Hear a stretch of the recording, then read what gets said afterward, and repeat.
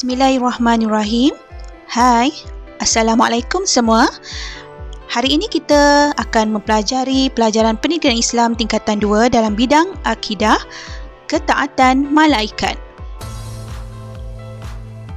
Alhamdulillah, isi pembelajaran kita hari ini, kita akan mengetahui konsep beriman kepada malaikat, dalil nakli kewajipan beriman kepada malaikat, nama dan tugas malaikat, tugas-tugas lain malaikat, perbezaan antara malaikat dengan manusia, dan hikmah beriman dengan malaikat.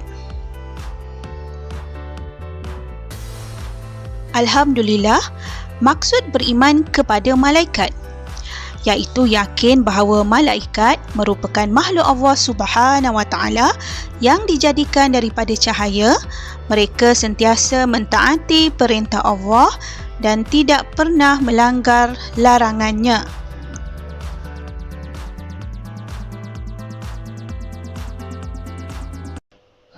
Baiklah, dalil nakli tentang kewajipan beriman kepada malaikat sebagaimana firman Allah Subhanahu Wa Taala, A'udzubillahi minasyaitonirrajim, laisal birra an tuwallu wujuhakum qibalal masyriqi wal maghrib walakinnal birra man amana billahi wal yawmil akhiri wal malaikati wal kitab. Yang bermaksud, bukankah perkara kebajikan itu hanya kamu menghadapkan muka ke pihak timur dan barat, tetapi kebajikan itu berimannya seseorang kepada Allah Subhanahu Wa Taala, hari akhirat, malaikat dan kitab. Surah Al-Baqarah ayat 177.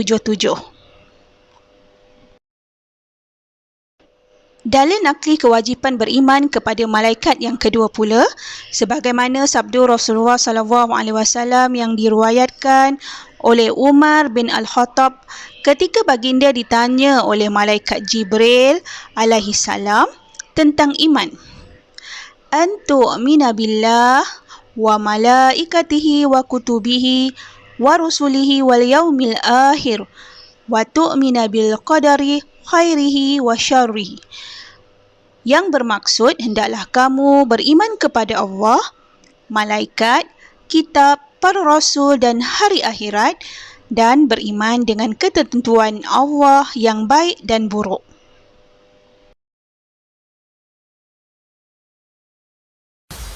Alhamdulillah, baiklah anak-anak sekalian, mari kita lihat nama dan tugas malaikat. Malaikat dan tugas-tugasnya. Malaikat yang pertama ialah malaikat Jibril, iaitu tugasnya menyampaikan wahyu kepada para rasul. Yang kedua, malaikat Mikail, tugasnya mengurus rezeki, menurunkan hujan dan menumbuhkan tanaman. Manakala malaikat ketiga, malaikat Israfil, tugasnya meniup sangkakala.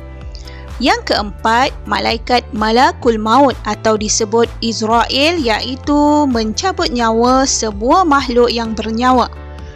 Yang kelima, malaikat Raqib, iaitu mencatat amalan baik manusia. Malaikat seterusnya, malaikat Atid, iaitu mencatat amalan jahat manusia.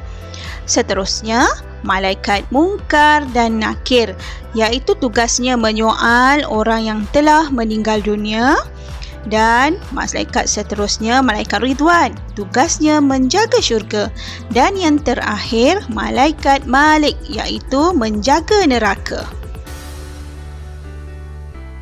Subhanallah, baiklah anak-anak sekalian, mari kita ketahui tugas-tugas lain malaikat.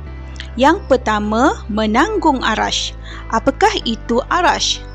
Arash merujuk kepada tempat Allah Subhanahu Wa Taala bersemayam. Menurut Islam, bersemayam Allah Subhanahu Wa Taala tidak sama dengan makhluk. Hanya Allah Subhanahu Wa Taala yang tahu. Yang kedua, tugas-tugas lain malaikat mendoakan kesejahteraan dan keampunan kepada orang Islam yang taat. Ketiga, bertasbih kepada Allah.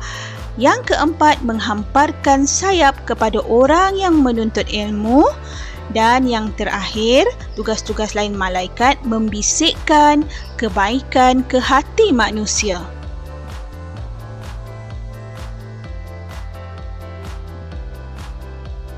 Alhamdulillah, baiklah anak-anak sekalian, mari kita ketahui perbezaan di antara malaikat dan manusia.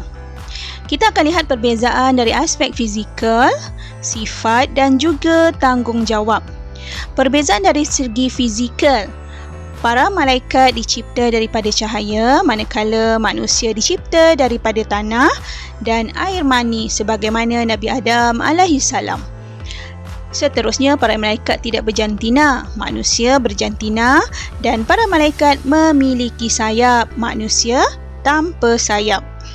Seterusnya, dari aspek sifat, para malaikat tidak bernafsu, manakala manusia bernafsu seperti diberi pilihan untuk berkahwin.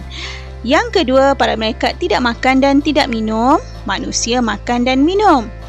Seterusnya, malaikat tidak mati hingga kiamat, manakala manusia seperti kita akan mati. Seterusnya, tanggungjawab.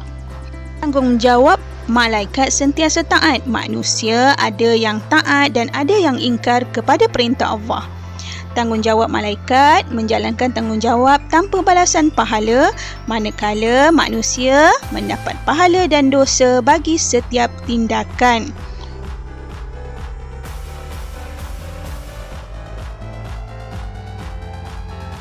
Subhanallah.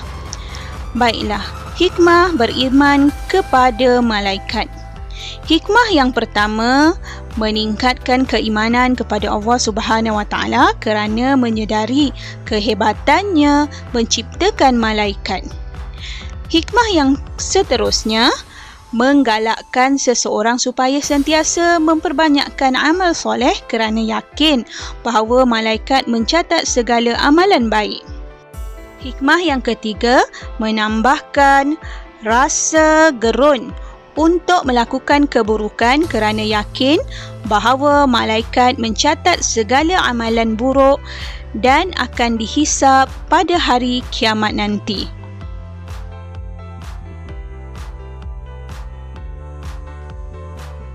Seterusnya, hikmah yang keempat, menjadikan seseorang sentiasa berwaspada kerana setiap amalan yang dilakukan akan dicatat oleh malaikat. Hikmah beriman kepada malaikat yang kelima, membentuk peribadi Muslim yang sejati dengan cara melakukan suruhan Allah dan meninggalkan larangannya.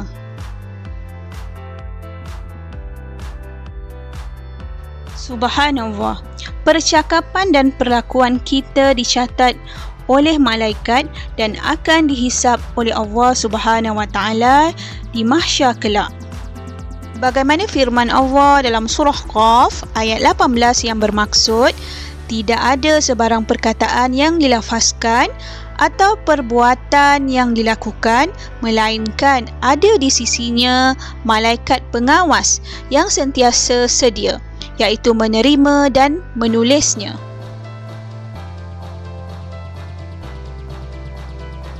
Subhanallah.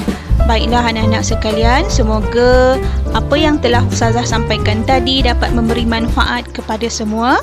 Ustazah akhiri kelas kita hari ini dengan lafaz Assalamualaikum warahmatullahi wabarakatuh.